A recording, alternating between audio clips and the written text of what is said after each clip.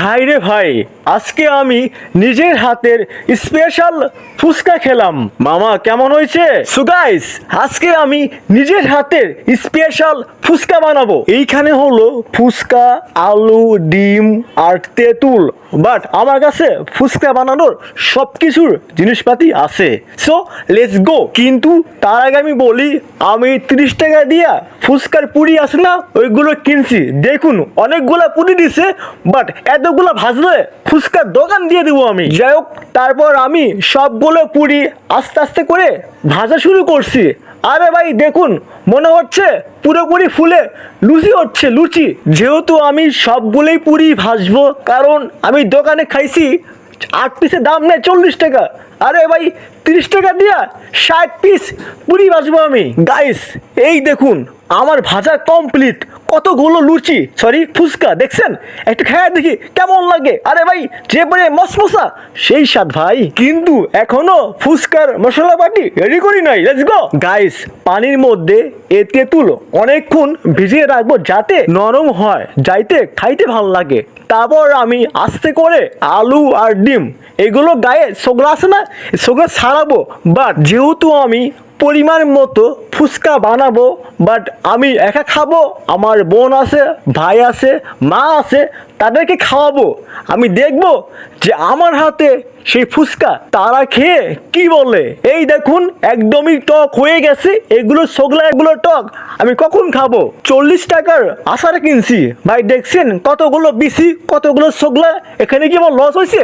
একদমই লস হয় নাই, দেখছেন?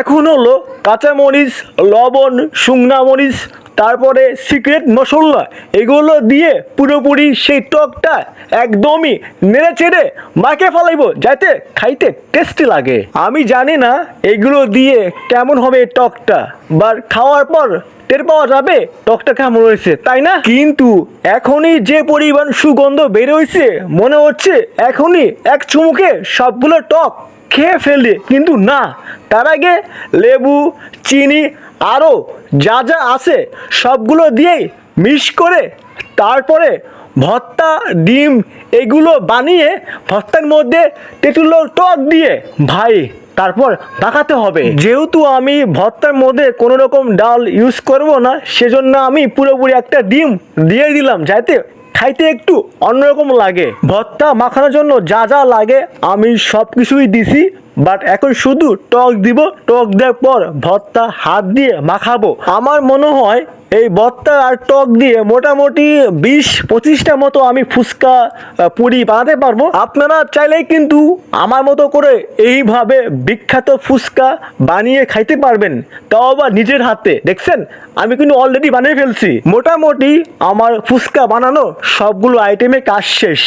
এখন শুধু পুরির মধ্যে ভর্তা রাখবো। তারপর দেখুন আমি কি করি। দেখছেন প্রায় অনেকগুলো আমাকে পুরি বানাতে হবে।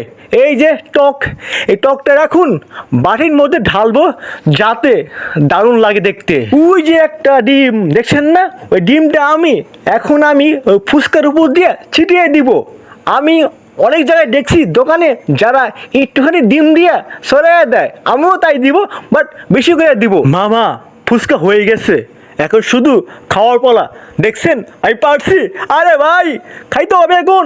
এইখানে আমি 12 পিস ফুচকা নিছি, বাট এখন বিসমিল্লাহ বলে খাওয়া শুরু করব। আগে একটু টক দিয়ে নই। বিসমিল্লাহ। হাই আল্লাহ, এরকম স্বাদ আগে কখনো খাইনি, এই প্রথম খেলাম। আমি তাও আমার বউকে এইভাবে ফুচকা খাওয়াতে পারবো। সরি, আমি তো বিয়েই করি নাই, আমার ভুল হয়েছে, মাফ করে দিন। কেমন? শেষমেশ আমি তৈরি করলাম ফুচকা, আপনিও তৈরি করেন ফুচকা, দেখবেন ভাল লাগবে। ভিডিও শেষ, বাই বাই।